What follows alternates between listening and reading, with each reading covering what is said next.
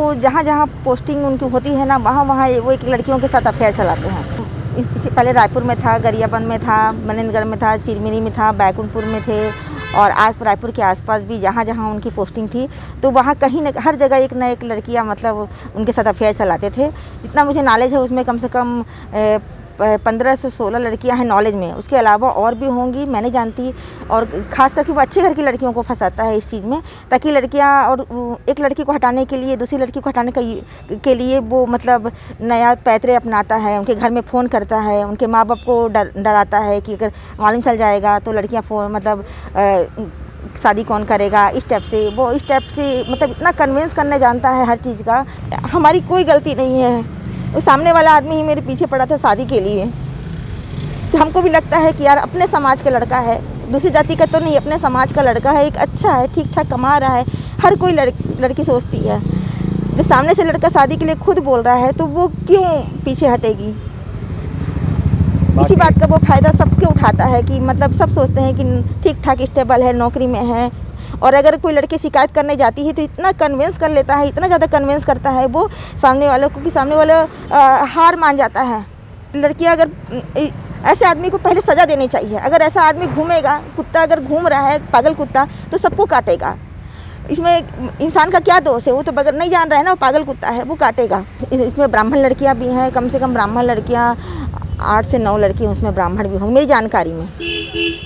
तो ब्राह्मण समाज का मैंने सही बात किया है, ब्राह्मण समाज ने कहा है कि पूरा सहयोग करेंगे। और जैसे कि यहाँ पर भी आई तो रायपुर में भी ब्राह्मण समाज की कुछ प्रतिष्ठित पद में आसीत महिलाओं ने मुझे मेरा सहयोग देने का वादा किया है और उनका बराबर का सहयोग मिला मुझे। और मुझे अपने समाज से ये वाकई में मुझे अपने समाज से अनुरोध करती हूँ कि अगर ब्राह्मण समाज की लड़कियों के साथ ही ऐसा होगा तो फिर दूसरे समाज के लड़कियों के साथ ये कैसा करेंगे। हमको अपने समाज में आगे बढ़ना चाहिए और अपने समाज की मान मर्यादा का ख्याल रखना चाहिए। अगर हमारे समाज में ही हमारा समाज एक कुलीन समाज होता है जो हम दूसरों को पाठ पढ़ाते हैं। अगर हमारे समाज में ऐसी गंदगी फैलेगी, ऐसे गंदे लोग हमारे समाज में मौजूद रहेंगे तो हम लोगों का क्या होगा और बाकी समाज का क्या होगा। मतलब ये कैसे मतलब ऐसा आदमी मतलब इस बात का अफसोस हो रहा है मुझे।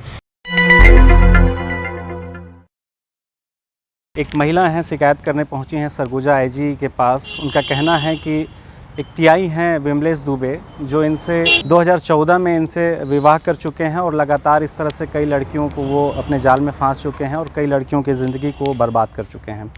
आईजी ऑफिस के सामने हम उनसे बात करेंगे। आई हुई हैं रायपुर से शिकायत करने के लिए। आखिर किस तरह का पूरा मामला है हम उनसे जानते हैं। मेरे पति बैकुंठपुर में सिटी कोतवाली में निरीक्षक के पद पर पदस्थ हैं। मेरी शादी उनके साथ 2014 में हो चुकी है। हम साथ में जहाँ जहाँ वो रहते थे हम साथ में रहे हैं। मनेंद्रगढ़ चिरमिरी में जब उनका ट्रांसफ़र हुआ साथ में रहती थी, चिरमिरी में भी साथ में रहती थी। अभी उनका ट्रांसफ़र बैकुंठपुर में हुआ, वो कोरबा करवाने के प्रोसीजर में थे। इस वजह से हम लोग कोरबा जाने की तैयारी में थे। लेकिन अचानक अभी 8 दिसंबर को मेरे पति ने दूसरी प्रतीक्षा दुबे बिलासपुर निवासी लड़की से दूसरी शादी कर ली 8 दिसंबर को। और मुझे इस बात की जानकारी उसी दिन लगी। आपका विवाह कब हुआ था और कितने सालों से आप साथ में थे? रहने के लिए हम लोग लगभग 10 साल से साथ में हैं। लेकिन हमारी शादी 2014 में 28/1/2014 में हुई है। और वो बैकुंठपुर में टीआई की पोस्ट पर कार्यरत थे। उनका नाम है विमलेश दुबे। तो अभी जिस महिला से शादी हुआ है ये अचानक कैसे आपको पता चला और क्या इस बात की जानकारी आपको पहले नहीं लगी?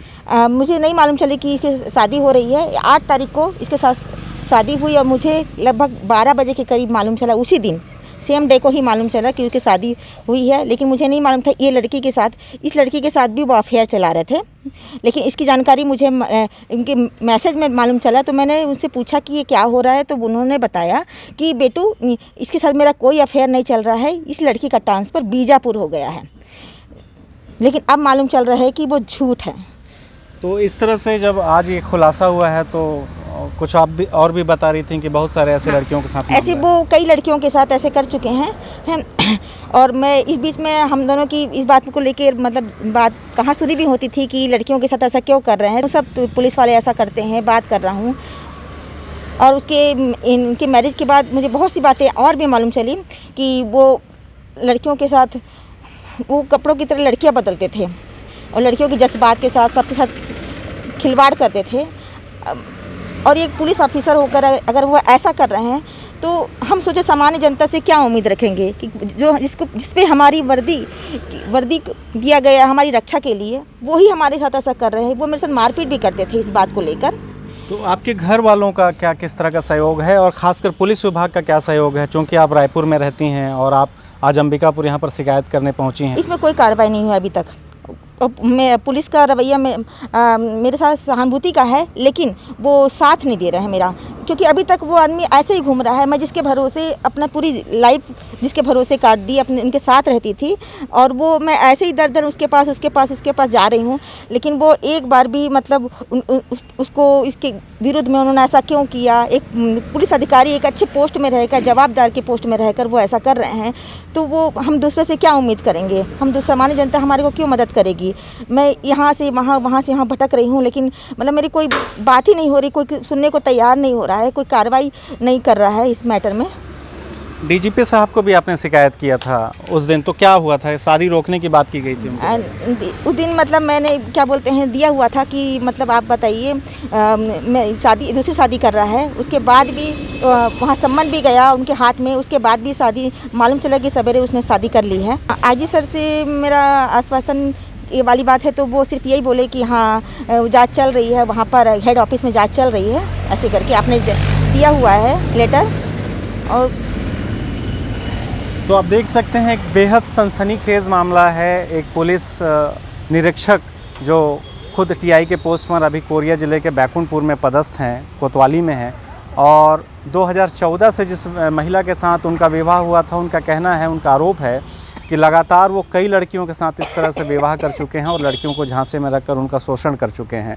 करीब 8 से 10 ऐसी लड़कियां हैं जिनका सबूत इनके पास में है। फ़िलहाल ये सरगुजा रेंज के आईजी के पास अपनी समस्या को लेकर आई थी। बीजेपी की महिला मोर्चा की महामंत्री हैं हमारे साथ में, हम उनसे बात करेंगे क्योंकि ये लगातार उनके साथ हैं, सहयोग दे रही हैं। अभी आईजी ऑफिस आई हुई हैं, क्या पूरा मामला है और किस तरह का रिस्पांस रहा है जी साहब का? मेरे पास से महिलाएं आई और मेरे से बोली, फ़ोन से बात की, उसको जानकारी कहीं से मिला कि अंबिकापुर में उमा पांडे रहती हैं और महिलाओं की काफ़ी सहयोग करती हैं, तो उसने मेरा मोबाइल नंबर कहीं से उपलब्ध करी होगी। उसके बाद मेरे को फ़ोन करी, मैं बोली ठीक है बेटा तू आईजी ऑफिस पहुँच, मैं भी पहुँचती हूँ।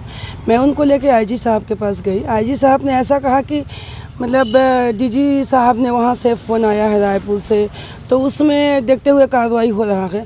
उनके बातों से ऐसा नहीं लगा कि वो सहानुभूति टाइप का कि एक महिला को जैसा मिलना चाहिए, वो पीड़ित महिला है, जगह जगह भटक रही है, तो जिस प्रकार की उनको सहानुभूति देनी चाहिए थी उन्होंने वैसा सहानुभूति नहीं दी। पूरी स्थिति को देखकर आपको क्या लगता है, चूँकि जो टीआई है वो खुद अंबिकापुर का भी रहने वाला है, तो इसमें इस तरह से जो कई लड़कियों को उसने फांसा है जैसा ये बता रही हैं, तो अगर इसको न्याय नहीं मिलेगा या यहाँ पर कोई सुनवाई नहीं होती है तो आप कहाँ तक ये बात लेके? मैं तो इस बात को तो आगे तक भी लेके जाऊँगी। मेरे को अगर ज़रूरत पड़ा तो मैं कोर्ट तक भी लेके जाऊंगी, सुप्रीम कोर्ट तक अगर ज़रूरत पड़ेगा तो वहाँ तक जाएंगे। लेकिन इस महिला को अभी तो हम लोग फ़िलहाल मैं अकेले महिला आई हूँ, और अगर आईजी साहब इसमें अगर कार्रवाई नहीं करते हैं या विमलेश दुबे के ऊपर में एक थाना का इंचार्ज अच्छी पद अधिकारी मतलब बैठने जिस जगह पे सम्मानित व्यक्ति उस पद पे बैठता है जहाँ पे आदमी न्याय मांगने जाता है, अब वही गंदगी फैला के ऐसा अगर रखा है तो उसको तो तत्काल सेवा से मतलब मुक्त करना चाहिए।